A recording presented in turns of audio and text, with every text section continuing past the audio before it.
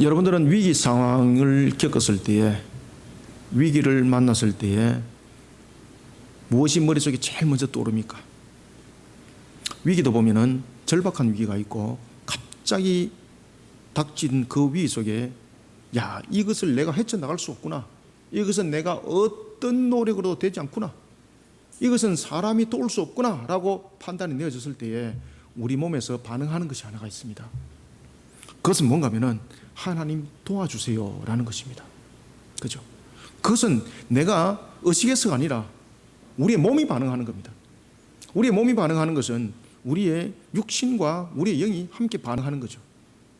그러면은 우리가 그런 절박한 위기 속에 있을 때, 그런 상황들에 놓여져 있을 때 우리는 판단을 할 수가 없습니다.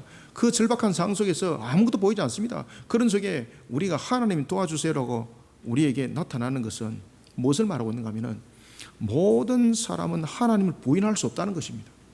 그리고 또한 그 가운데는 우리 무엇을 증거해 주고 있는가 하면은 모든 사람은 하나님의 형상으로 창조되어질 때 하나님께서 그 모든 사람들의 심령 속에 종교심을 심어 놓았다는 것입니다. 그래서 그것을 우리가 일말의 양심이라고 말하는 겁니다. 그런데 세상을 여러분들 보시면은 사람들이 뭐라고 말하고 있습니까? 나는 진절머리 나요. 나는 종교하면 진절머리 나요. 나는 하나님을 믿지 않아요. 나는 무신론자요. 뭐 이렇게 막 떠들기도 합니다. 그것은 자기 입으로 떠들 하나의 말에 불과한 것입니다. 그런 사람도 하나님이 하나님 형상으로 창조했습니다. 모든 인류는 인간이 죄를 범함에도 불구하고 하나님의 형상이 파괴되어져서 완전히 전말되어지 아니한 상태에서 부패한 상태에서 놓여져 있지만은 그럼에도 불구하고 하나님께서는 우리에게 일말에 남겨두심이 있었습니다. 이 종교심은 아담이 있을 때에 그 종교심은 더욱더 탁월함이 있었지만은 인간이 죄를 범하고는 그 속에 많이 손상을 입혀졌습니다. 그럼에도 불구하고 모든 사람의 심령 속에는 종교심이 여전히 심겨져 있습니다. 그래서 여러분들요, 모든 사람들이 하나님을 부인할 수 없어요. 세상에는 무신론자는 존재할 수 없습니다. 우상은 세상에 존재할 수 없습니다. 자신의 입으로 그렇게 말하고 자신의 입으로 자신의 손으로 우상을 만들어서 쫓을지라도 우리의 중심에는 오직 하나님 한 분만이 그 속에 있다는 것을 우리는 인지하셔야 합니다. 오늘 시편 70편에 보면은 이러한 한 인물이 등장합니다. 그 이름이 바로 다윗입니다.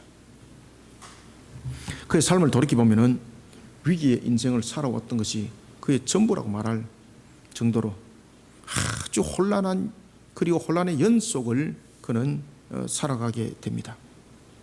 특히 오늘 시편 70편은 우리가 시편의 시 형식으로 보면은 이것을 하나의 문학적 장르로 보게 되면은 비탄과 탄식의 시로 이것은 구별이 됩니다. 그렇죠? 우리가 대체로 비탄과 탄식이라는 것은 무엇을 말하고 있는 겁니까? 아주 절망 가운데 나오는 탄식이잖아. 그죠? 무너지는 것. 이거를 어떻게 해야 되는가? 한탄하는 것.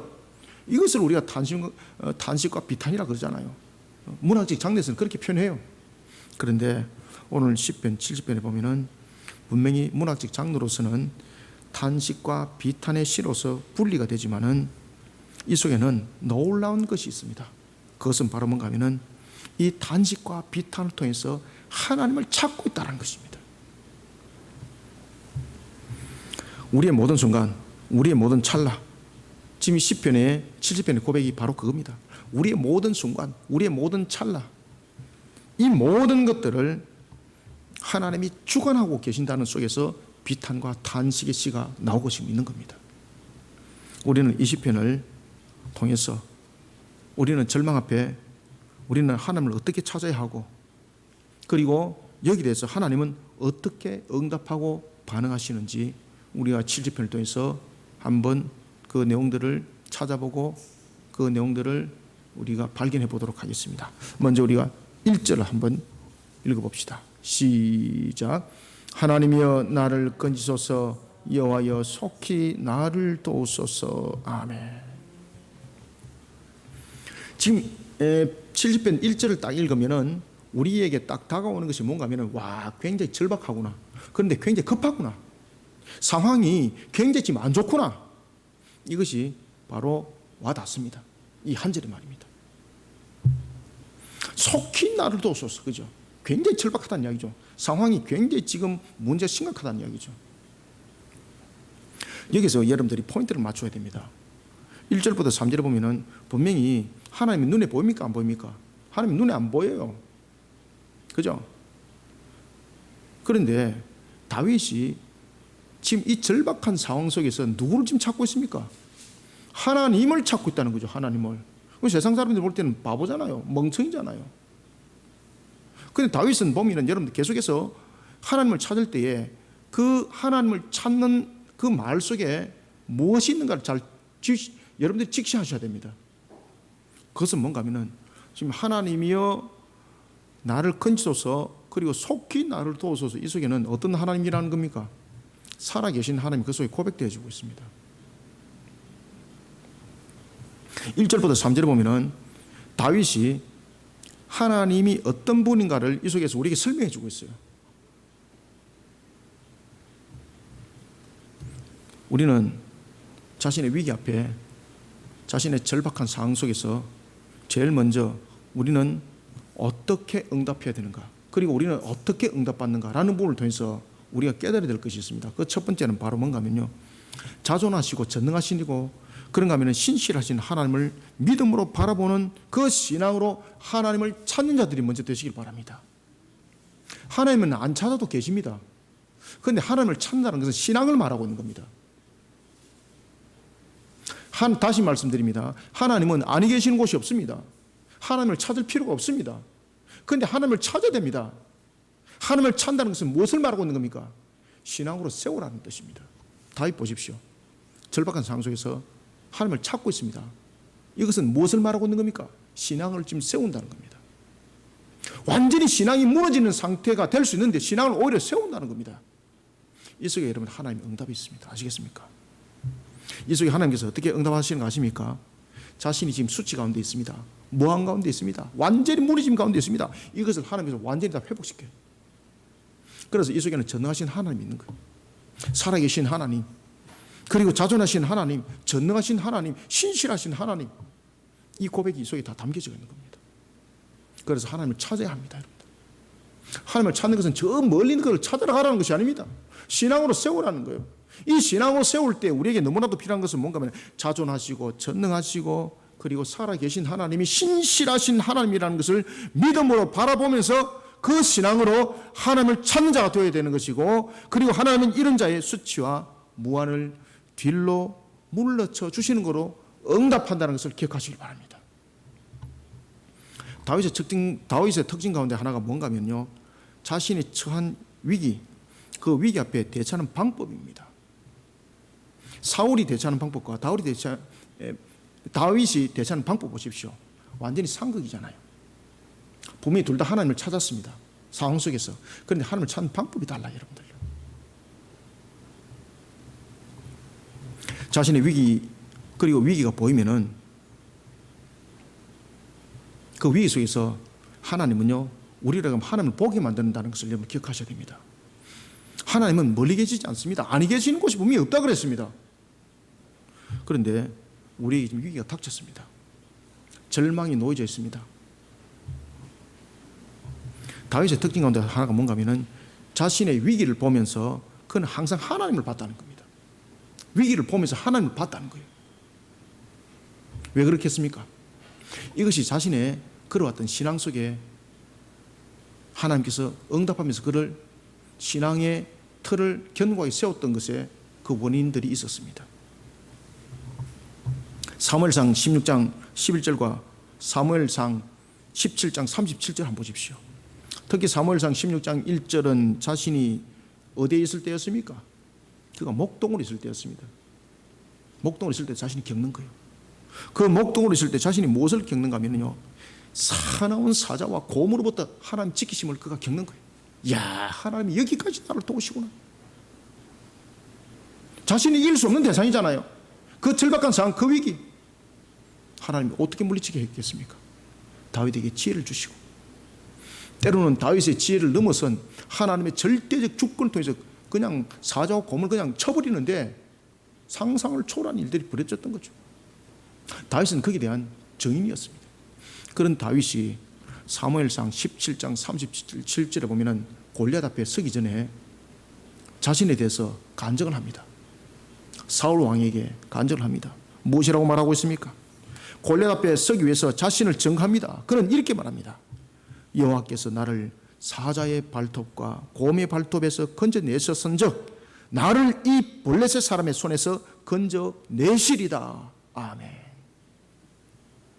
그는 자신의 위기를 보면서 항상 하나님을 봅니다. 이게 정답입니다. 위기에 여러분 하나님 보입니까? 저도 처음에는 위기에 하나님 안 보입니다.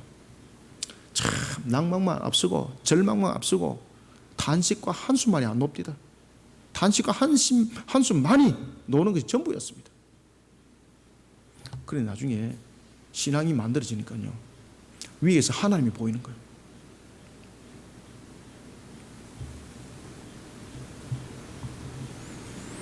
다윗은 위기를 보면서 항상 하나님을 봤습니다. 이것이 다윗의 신앙의 특징입니다. 그리고 하나님이 이 모든 것을 주관하고 계신다는 것을 믿음의 신앙으로 그는 바라봅니다. 이런 다윗이 하나님을 찾는 신앙의 첫걸음은 바로 살아계신 하나님이었습니다. 살아계신 하나님을 찾아야지 죽은 하나님이 어떻게 찾아집니까? 살아계신 하나님이 인격적으로 계시기 때문에 찾는 거예요. 찾는다는 것은 무엇인가 하면 내 신앙을 바로 세우는 거예요. 하나님이 멀리 계시질 않아요. 항상 하나님은 아니 계시는 곳이 없어요. 그런데 하나님을 찾는다는 것은 무엇입니까? 나를 신앙으로 견고하게 다시 세우는 것을 하나님을 찾는 것이라고 말하는 거예요. 그 속에는 살아계신 하나님에 대한 확신이 있어야 돼요, 여러분들. 그리고 어제나 언제나 동일하게 역사하시는 하나님. 제가 기도하면서 늘 빼지 않는 기도가 있죠. 그것은 무엇입니까?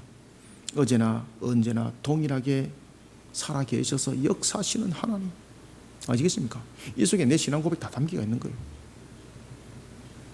다윗이 늘 그렇게 기도해요. 다윗의 신앙이, 하나님을 찾는 신앙이 바로 그러한 속에 역동적으로 움직이는 겁니다. 우리의 신앙은 고정적이 되면 안 됩니다. 우리의 신앙은 명사가 되면 안 됩니다. 우리의 신앙은 동사가 되어야 됩니다. 동사가 될 때 역동적으로 움직이는 동사가 되어야 되는 것입니다. 명사가 되어버리니까 율법 주제가 되는 겁니다. 명사가 되어버리니까 하나님은 계시는 건 알겠는데 나중에 지식이 돼가지고 하나님 없어져 버리는 겁니다. 신앙은 동사가 되어야 됩니다. 동사가 되어야 역동적으로 되어야 되는 겁니다.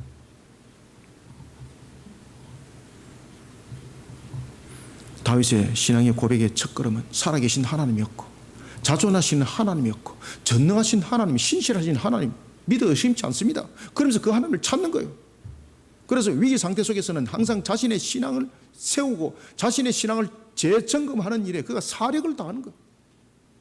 그래서 여러분들 다윗이 보면 위기 상태에 놓였을 때 항상 무엇합니까? 항상 기도하잖아요. 기도. 다윗의 시편은 보시면 전부 다 여러분 기도의 시편이지 않습니까? 위기 속에서 신앙 안 세우면 하나님 안 보입니다. 하나님은 어디 계시는 곳이 아니 계시는 곳이 없는데 어디 계시나이까?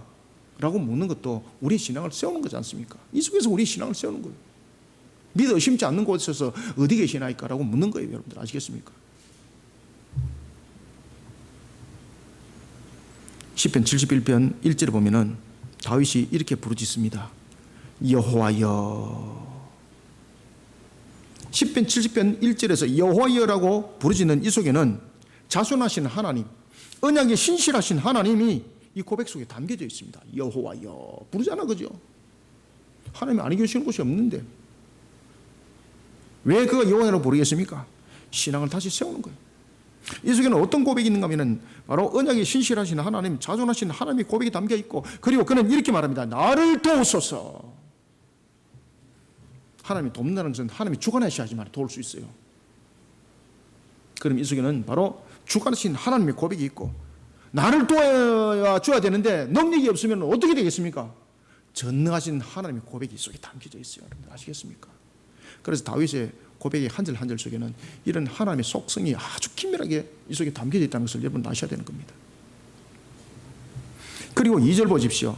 2절 보면은 수모를 당하게 하소서라는 것이 있습니다. 이것은 뭔가 하면요, 그렇게 될 줄 믿는 선지적 신앙입니다. 하나님이 살아계시지 않으면은, 전능하지 않으면은 자신의 위기를 어떻게 극복해 나가겠습니까? 그는 자존하시고 전능하시고 신실하신 하나님, 모든 것을 주관하신 하나님을 알았기에 자신의 위기를 하나님을 찾는 신앙으로 그 문제를 풀어나갔던 겁니다. 1절부터 3절을 우리가 한번 읽어봅시다. 시작. 하나님이여 나를 건지소서, 여호와여 속히 나를 도우소서. 나의 영혼을 찾는 자들이 수치와 무한을 당하게 하시며 나의 상함을 기뻐하는 자들이 뒤로 물러가 수모를 당하게 하소서. 아하 아하 하는 자들이 자기 수치로 말미암아 뒤로 물러가게 하소서. 아멘. 사랑하는 성도 여러분, 우리는 지금 힘겹도록 어려운 시기와 환경에 지금 살아가고 있습니다. 안 어려운 사람 누가 있습니까? 대통령도 힘듭니다. 그래서 대통령이 이야기했잖아요. 살아보지 못한 시대를 살아가게 될 것이라고. 그 예언자 같아요. 그 어느 누구도 편안한 시대를 우리는 살아가지 못하고 있습니다. 그런데 이 속에 여러분들 하나님의 주관하심이 있습니다. 하나님의 주관하심이 있다는 것은 이 속에 하나님의 음성이 있다는 겁니다. 그래서 이런 시절일수록 우리가 하나님의 신앙으로 자신을 안 세우면은 이 시대를 통한 하나님의 음성이 안 들려집니다. 그러니까 늘 절망하고 낙망하고 넘어지는 것밖에 없는 거예요. 그러니까 주태배기만 생기는 거예요. 주태배기가. 아시겠습니까?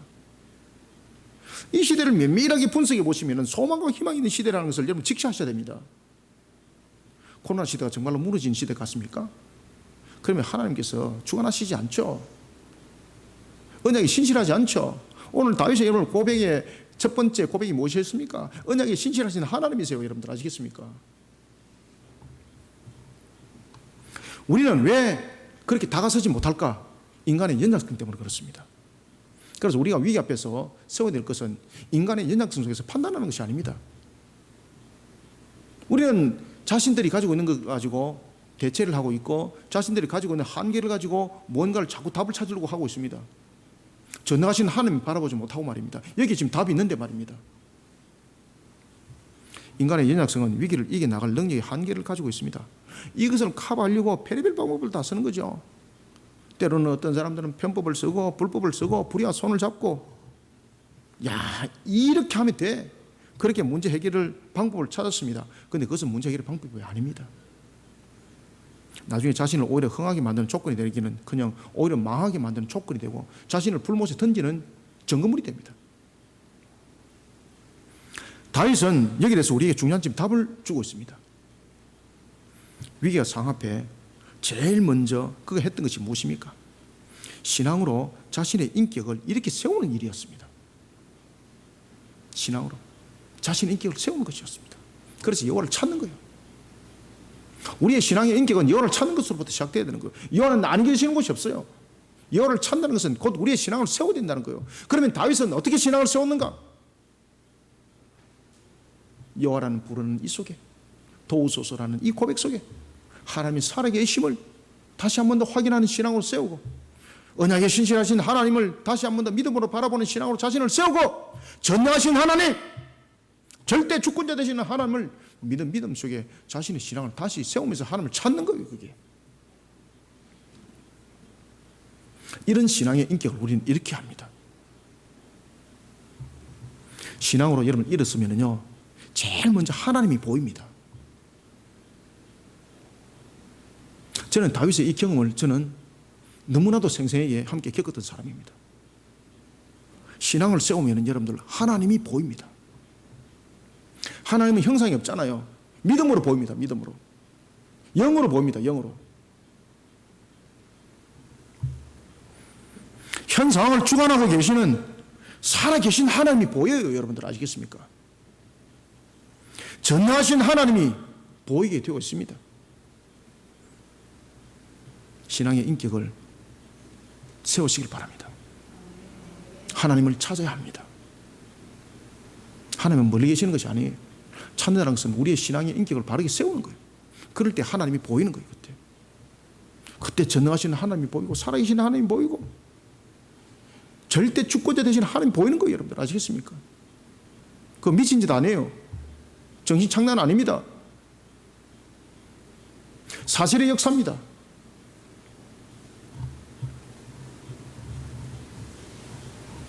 우리는 이것을 간증이라고 말합니다. 에베소서 1장 21절에 보면은 그리스도를 모든 통치와 권세와 능력과 주권과 이 세상뿐만 아니라 오는 세상에 일컬어 모든 이름 위에 뛰어나게 하셨던 하나님께서 역사하는 거예요. 하나님을 찾는 자에게. 다윗을 통해 역사하셨던 하나님께서 나와 여러분들에게 동일하게 역사함을 믿으시길 바랍니다. 자존하시고 전능하시고 신실하신 하나님을 믿음으로 바라보면서 신앙으로 하나님을 찾는 신앙의 인격을 회복시키는 저와 여러분들이 되시길 바랍니다. 그래서 이 시대를 향해서는 하나님께서 우리에게 들려주는 음성이 뚜렷해요. 여러분들요. 이 시대만큼 뚜렷하게 하나님의 음성 들려준 적 없어요. 그런데 전부 다 수수방관하고 엉뚱한 짓들을 하고 있으니까 고난 속에 빠져있고 문제 해법들을 보지 못하고 있는 거예요. 여러분들. 하나님을 바라봐야 합니다. 신앙으로 하나님을 찾는 자가 되시길 바랍니다. 신앙으로 하나님을 찾지 않고 방콕해가지고 여기 뒹굴고 저기 뒹굴고 몸에 상처밖에 안 생기고 마음에 상처밖에 안 생깁니다. 여러분은 못 잃었습니다. 영으로 침체버리고 영으로 이미 꺾어져 버리기 때문에 마귀가 꼴끔 쥐고 있습니다. 못 잃었습니다. 여러분의 능력으로. 신앙의 인격으로 주님을 찾으시길 바랍니다. 다윗이 답을 주고 있는 겁니다. 그래서 제가 늘 강조하잖아요. 힘들고 고난 속에 있을 때 항상 저처럼 다윗의 시편을 많이 읽으시라고.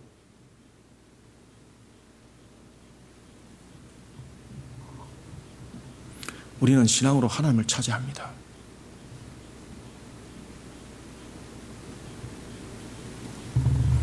그럴 때에 하나님이 얼마나 기뻐하는지 모릅니다. 하나님이 얼마나 기뻐하는지 모릅니다. 그러면서 우리의 수치를 이미 달고 계시잖아요. 우리의 무한을 이미 달고 계시잖아요. 하나님께서 다 회복시켜줘요. 여러분들. 그래서 전능하신 하나님이에요. 전능하신 하나님.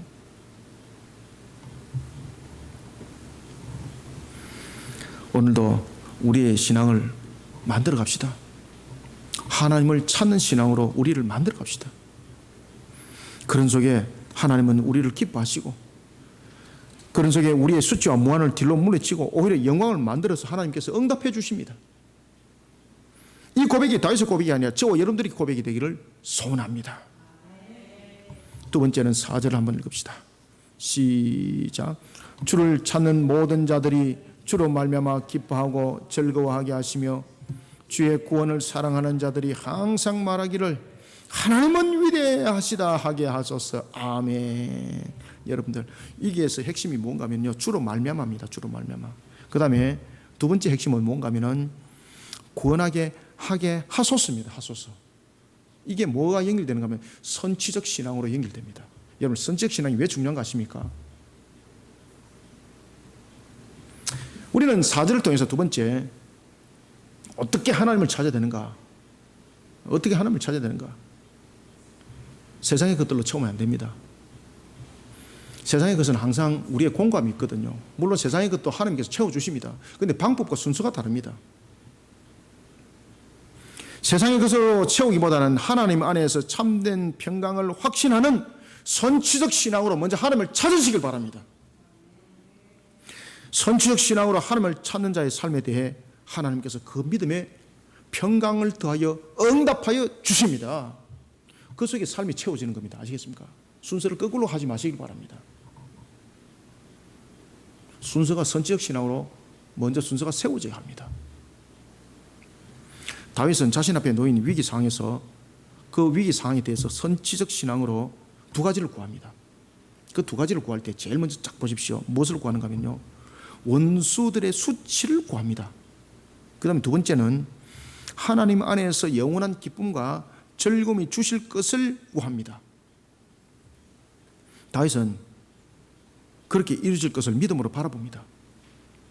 이것을 선취적 신앙이라고 말하지 않습니까? 그때 그가 원수들로 하여금 수치가 임하도록 구하는 것은 무엇이겠습니까? 자신의 회복을 넘어서서 이 원수들이라는 것은 결국은 하나님을 향한 대적자들이고 하나님을 향한 원수들입니다. 그죠? 그래서 그가 고백할 때 4절에서 이렇게 말하는 겁니다. 주를 찾는 모든 자들이 주로 말미암아 기뻐하고 즐거워하게 하옵소서. 아멘.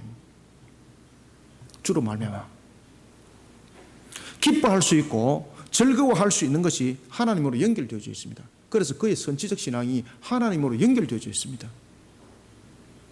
모든 것이 하나님의 영광으로 연결되어져 있습니다.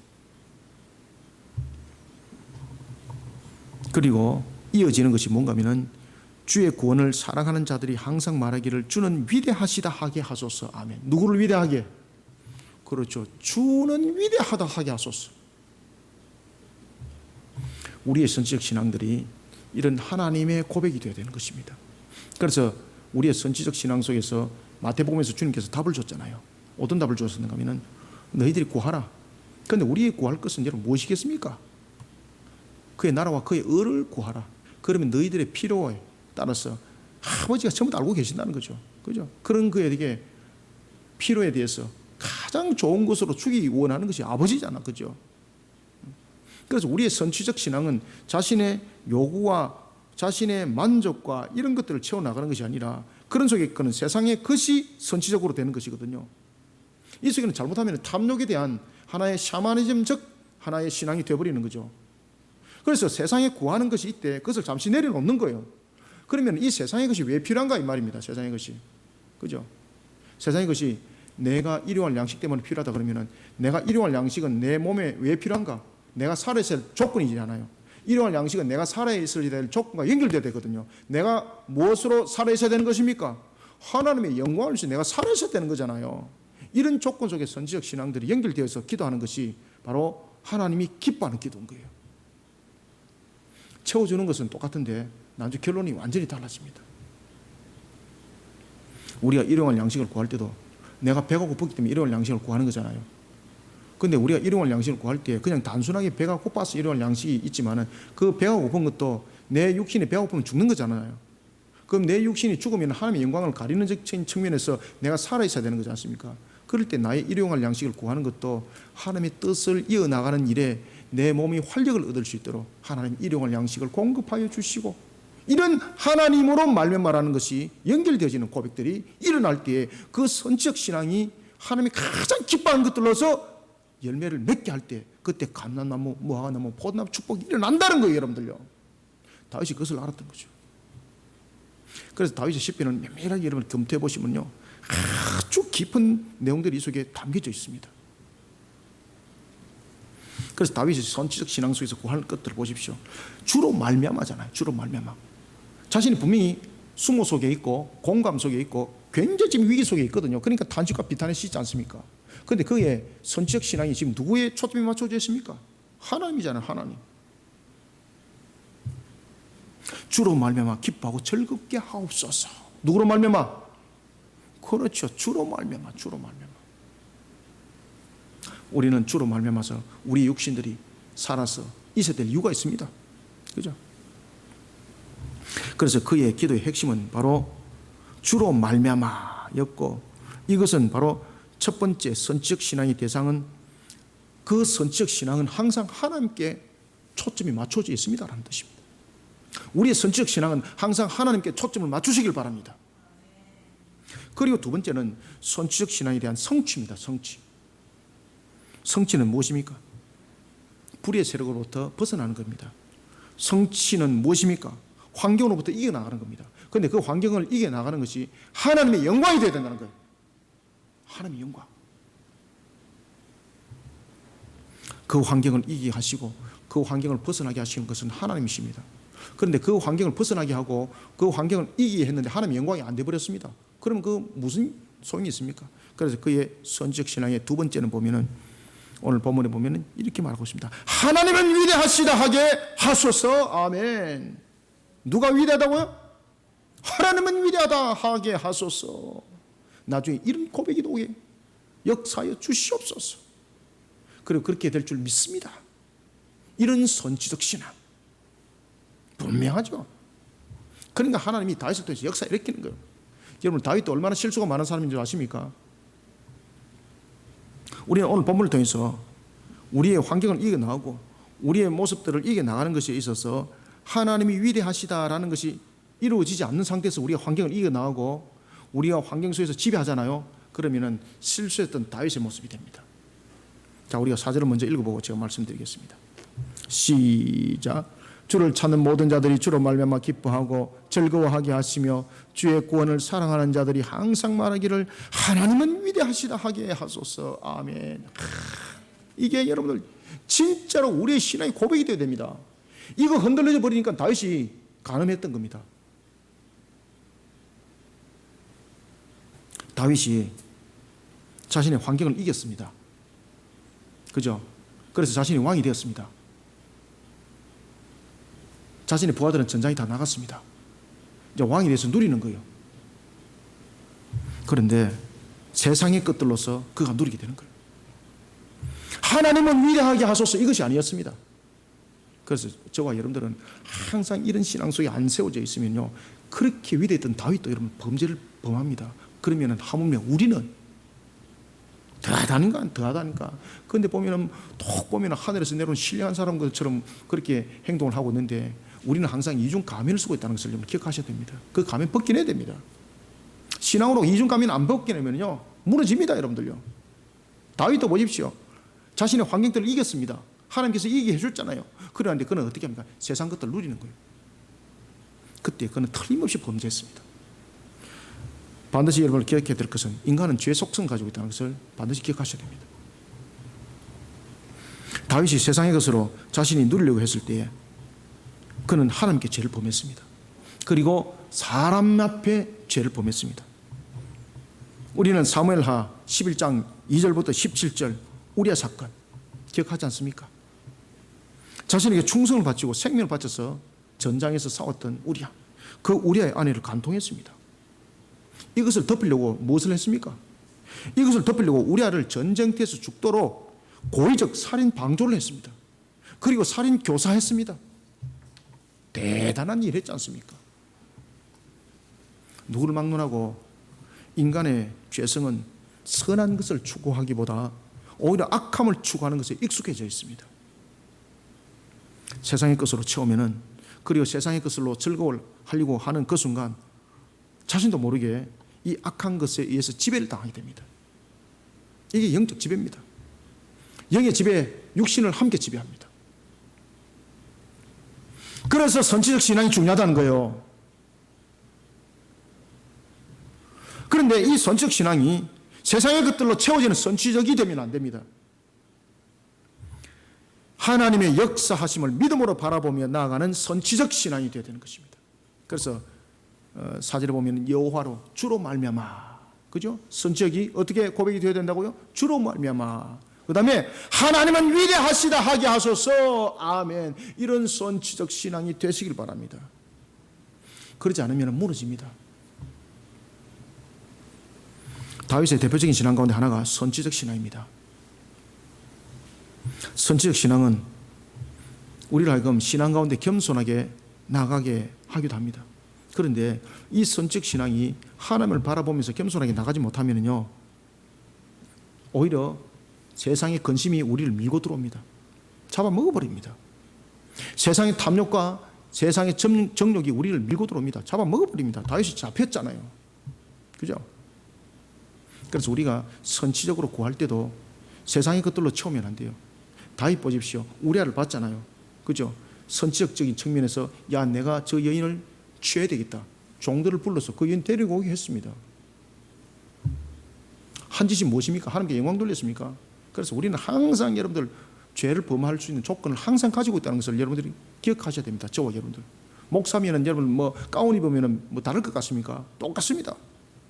우리가 하나님 앞에 겸손하게 서지 못하고 하나님을 향한 신앙으로 겸손하게 서지 못하면 항상 무너지는 조건을 가지고 있다는 것을 기억하셔야 됩니다. 그 속에서 선지적 신앙이 매우 중요합니다. 이 선지적 신앙이 바로 주로 말미암아, 그리고 주는 위대하다 하게 하소서, 이 고백이 되어야 되는 거예요, 여러분들. 그러지 않으면 불법과 편법과 음란과 이런 불의가 우리를 올가매가지고 동업자 만들어 놓고 있습니다. 정치하시는 분들 보십시오. 분명히 그리스도인인데 세상 천지 사기꾼들은 거기 다 있고 세상의 도둑놈들은 거기 다 있잖아요. 그게 왜 그렇습니까? 하나님을 향한 이런 선지적 신앙 속에서 그들을 동의매지 못하고 있기 때문입니다. 세상 것들로 묶여있기 때문에 종교 사기꾼이 되어 있는 겁니다. 자신에게 다가오는 위기와 어려운 상황을 세상의 것으로 채우려고 그러면 안 됩니다. 하나님 안에서 참된 평강을 확신하는 선지적 신앙으로 하나님을 찾는 신앙의 걸음을 선택해야 됩니다. 누구처럼? 다윗처럼 말입니다. 그래서 주로 말미암아 그리고 하나님은 위대하시다 하게 하소서. 아멘. 이게 저와 여러분들의 신앙의 고백이 그리고 저와 여러분들의 삶의 형틀이 되어야 됩니다. 이것이 선지적 신앙 속에 담겨져야 합니다. 이런 우리를 향해 하나님께서는 우리의 삶에 대해서 그 선지적 신앙에 담긴 그 믿음의 평강을 더하여 응답하여 주십니다. 하나님께서 다윗에게 그렇게 역사했습니다. 우리에게도 이와 같이 동일하게 역사할 줄 믿으시길 바랍니다. 그 다음에는 우리가 세 번째 5절을 한번 읽읍시다. 시작. 나는 가난하고 궁핍하오니 하나님이여 속히 내게 임하소서. 주는 나의 도움이시요 나를 건지시는 이시요 여호와여 지체하지 마소서. 아멘. 세 번째는 5절을 통해서 수많은 역경 속에서도 확신의 신앙으로 하나님을 찾는 신앙들이 되시길 바랍니다. 수많은 역경 속에서도 확신의 신앙으로 하나님을 찾는 자를 하나님은 굽에 살펴주십니다. 그렇죠? 하나님 굽에 살펴주십니다. 그리고 그의 궁핍함을 알고 계시는 거죠. 그의 궁핍함에 대해서 도우심으로 하나님은 반드시 응답하십니다. 저도 굉장히 곤란한 지경에 이르렀을 때였습니다. 사역을 통해서 일해오면서 야 여기까지인갑다 라고 있을 때에 정말 하나님의 공의 속에 세워져 나가면서 하나님의 뜻을 세워나가는 일에 발버둥을 치는데 하나님이요 날짜와 시간까지 정확하게 그 문제를 해결하시더라고요. 와 제가 놀랐습니다. 자, 이 사건을 참 뭐라고 말씀드리긴 좀 그렇고 참 놀라울 일들이 그 속에서 일어나는 거예요. 우리 사모님은 그 정인이기 때문에 잘 알아요. 여러분 수많은 역경은 누구에게나 다 옵니다. 모든 사람들에게 옵니다. 수많은 역경 속에서 우리는 확신의 신앙으로 하나님을 찾는 자가 되어야 됩니다. 그런 자를 하나님은 굽에 살피시고요 그의 궁핍함 이미 다 알고 계십니다. 하나님께서 도우시는데 강력하게 역사합니다. 신앙대로 가는 겁니다. 신앙대로.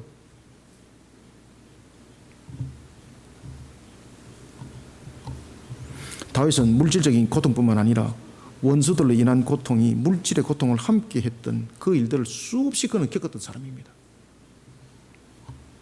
그가 사울로부터 여러분 쫓김을 당할 때 얼마나 배가 고파했겠습니까? 자신이 얼마나 많은 사람들에게 덕을 주었습니까? 유익을 주었습니까? 그들의 생명을 살려주었습니까? 그런데 다윗에게 물 한 그릇, 떡 한 조각 아무도 주지 않는 겁니다. 그런 다윗이 찾아갔던 곳이 어딘가 하면 노브 땅이었습니다. 제사장을 찾아갔던 거죠. 아히멜렉을 찾아갔던 거죠. 사무엘상 21장 1절부터 6절에 보면 사울로부터 쫓김을 당했던 그가 얼마나 배가 고팠던지 다윗과 함께 쫓김을 당했던 자들이 얼마나 공고했던지 아히멜렉에게 긴밀하게 도움을 구합니다. 그때 뭐라고 말하는가 하면 당신의 수중에 무엇이 있습니까? 혹이나 떡이 5덩이가 있다면 무엇이든지 좋으니까 내 손에 주십시오. 그 정도로 공고했습니다.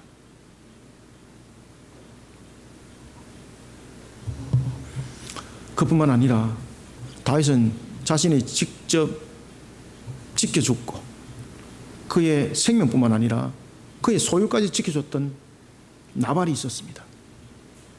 다윗이 그에게 먹을 것을 구합니다. 그때 나발이 어떻게 나오는가 아십니까? 세상에 인정이 없어도 그렇게 우리가 인정이 없는 사람들은 아마 나발이 최고일 것입니다. 사무엘상 25장 10절부터 11절에 보면은 다윗이 원수에 의해서 쫓김을 당하면서 먹을 것을 구합니다. 이때 자신의 생명의 은인이었던 다윗의 무리를 향해서 나발은 이렇게 말합니다. 다윗이 누구냐? 무너지는 거죠. 그죠? 자신의 생명을 살려주고 지켜주고 자신의 소유를 지켜줬습니다. 양떼들을 지켜줬습니다. 그런데 뭐라고 말하는가 하면 다윗이 누구냐? 딱 그렇게 말하는 거예요. 다윗이 누구냐? 이새의 아들이 누구냐? 요즘에 각기 주인에게서 억지로 떠다니는 종이 많도다. 내가 어찌 내 떡과 물과 내 양털 깎는 자를 위하여 잡은 고기를 가져다가 어디서 왔는지도 알지 못하는 자에게 주겠느냐? 다윗이 이 소리를 듣고 나중에 나발을 치러 갑니다. 다윗은 사람들로부터 얼마나 여러분 상처를 많이 받은지 모릅니다. 아시겠습니까? 살려줬고 지켜줬고 보호해줬고 이랬는데 나중에 다윗이 누구냐 이렇게 말하는 거예요. 여러분들, 이것이 여러분 사람입니다. 이것이 사람들의 모습입니다. 이것이 여러분 세상입니다. 그런 세상에 여러분들도 상처를 많이 받았잖아요. 그런데 다윗은 여러분보다도 더 많은 상처를 받았던 사람입니다. 그런 다윗이 보복을 통해서 복수혈전을 통해서 여러분들 문제를 풀었나요? 아닙니다. 그가 다시 하나님을 찾습니다. 그 속에 하나님께서 그 문제를 풀어나갑니다. 다윗은 사람들로부터 많은 상처를 받았습니다. 다윗은 깨닫습니다. 자신이 목동으로 있던 시절 수많은 역경 속에서도 응답하신 하나님, 그 하나님께 다시 엎드립니다. 그리고 확신합니다. 여러분, 언제든지 변할 수 있는 사람을 믿고 의지하기보다 하나님을 확신하시길 바랍니다. 그리고 그 확신의 신앙으로 하나님께 간절히 엎드려서 호소하시길 바랍니다. 다윗은 이렇게 고백합니다. 주는 나의 도움이시요 나를 건지시는 이시오니 여호와여 지체하지 마소서. 아멘. 5절을 다시 한번 읽읍시다. 시작. 나는 가난하고 공피하오니 하나님이여 속히 내게 임하소서. 주는 나의 도움이시요 나를 건지시는 이시요 여호와여 지체하지 마소서. 아멘. 사랑하는 성도 여러분, 목동이었던 다윗, 그를 선택하신 분은 누굽니까? 하나님이십니다. 그를 골리앗 앞에 마스겠던 분이 누굽니까? 하나님이십니다.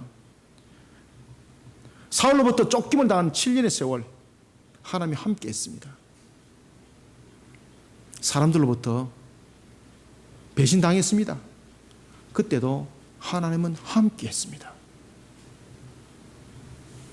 다윗이 이것을 다시 한 번 더 깨달았던 겁니다. 그러면서 그는 하나님을 찾았습니다. 그러면 그 7년의 고통으로 끝나야 되잖아요. 그런데 그 고통은 7년으로 끝나지 않았습니다. 저와 여러분들의 고통도 한순간에 끝나지 않습니다. 이 문제 해결된다 그래서 이 문제로 끝나지 않습니다. 평생 함께합니다. 그것이 죄악된 세상입니다.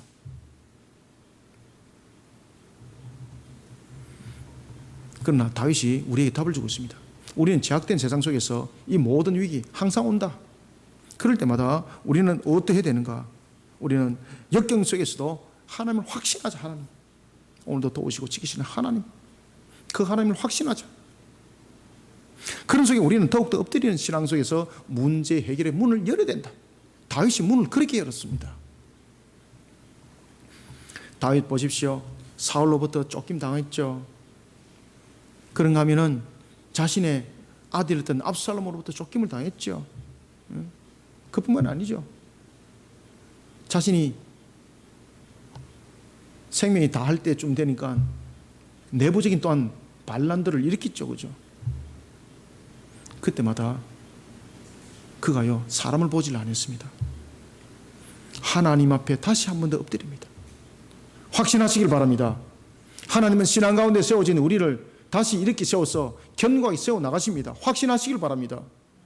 우리가 죄악된 세상에 살아가면서 우리는 완전성이라는 것은 없다는 것을 기억하시길 바랍니다. 퍼펙시즘이라는 건 없습니다. 퍼펙이라는 것은 없습니다. 완전이라는 단어는 오직 새하늘과 새 땅에서만 있습니다. 그런데 이 완전한 단어는 하나님께서 우리에게 적용을 시켜줍니다. 은혜로서 말입니다. 그렇기 때문에 하나님께 엎드려야 합니다. 하나님을 찾아야 합니다. 그럴 때 해결의 문은 열립니다. 오늘 해결의 문을 열었는데 다음에는 이제 깨끗하겠지. 그건 천국에서는 하는 이야기예요. 항상 문제는 놓여져 있어요. 그 문제를 어떻게 계속해서 문을 열어야 되는가 하면 항상 하나님 안에서 완전하신 하나님, 그 하나님께서 문을 열어주시면 되는 거예요. 여러분들요. 그래서 그것을 확신하시길 바랍니다. 다윗처럼 확신의 신앙으로 하나님을 찾는 이 시대의 신앙인들이 되시길 바랍니다. 이런 우리를 하나님께서는 구별 살펴 지켜보아 주십니다. 그리고 우리의 궁핍함을 아시는 하나님께서 그 궁핍함에 대해서 분명히 도움의 손길을 펼쳐주십니다. 그것을 우리는 역사라고 말하잖아요. 히스토리가 아니라 월이라는 일하심이잖아요. 그리고 하나님께서는 우리를 더 크게 세우십니다. 더 존귀하게 세우십니다. 자신의 역경을 확신의 신앙으로 하나님을 찾는 우리 모두가 되기를 소원합니다. 말씀을 맺겠습니다. 어려운 시절과 감당하기 힘든 상황, 그런 상황일수록 그곳에는 하나님의 세밀한 음성이 있다는 것, 하나님의 세밀한 답이 있다는 것을 여러분 기억하시기 바랍니다. 사도 바울도 그 얘기를 하잖아요. 죄가 많은 곳에 무엇이 더 크다고요? 그렇죠. 죄가 많은 곳에 은혜가 더 크다고 말하는 것은 야 그럼 죄를 많이 지면 되겠구나, 이게 아닙니다. 여러분들, 하나님께서 모든 것의 곳곳의 방법 속에서 모든 것에 하나님께서 그 길들과 방법을 다 열어놨다는 겁니다. 그런 신앙으로 세워지라는 겁니다. 신앙으로 세워지라. 이 속에 반드시 여러분 기억해야 될 것은 하나님은 살아계시고 하나님은 그 상황을 주관하시는 절대 주권자라는 것입니다. 그리고 하나님은 전능자라는 것입니다. 믿으시길 바랍니다. 확신하시길 바랍니다. 그러면 답은 찾아집니다. 창세기 22장 보십시오. 모리아산을 우리는 기억해야 됩니다. 때로는 하나님께서 그 상황을 통해서 우리로 하여금 신앙을 당금질할 때도 있습니다. 아브라함의 하나님께서 명한 이삭을 바치라는 그 상황 이해됩니까? 이해할 수 없는 거죠. 그런데 아브라함은 신앙으로 응답합니다. 신앙으로. 그리고 하나님으로부터 믿음을 인정받습니다. 그런가 하면 열왕기상을 한번 보십시다. 열왕기상 18장 36절부터 38절에 보면 살아계신 하나님, 자존하신 하나님, 전능하신 하나님, 신실하신 하나님을 믿음으로 바라보면서 그 신앙으로 하나님을 찾았던 엘리야의 기도, 하나님이 듣잖아요. 그리고 바알 선지자 450명을 멸함으로 하나님께서는 모든 것을 회복시키잖아요. 사랑하는 성도 여러분, 하나님을 찾는 신앙, 이게 답입니다. 이 시대에. 그래서 이 시대에 제가 만약에 대통령이라면 저는 나라를 바라보면서 저는 생중계하면서 이렇게 말할 것입니다. 여러분, 이 시대 앞에 하나님께 은혜를 구합시다. 하나님께 기도합시다. 그러면서 저는 생방송을 통해서 기도할 것입니다.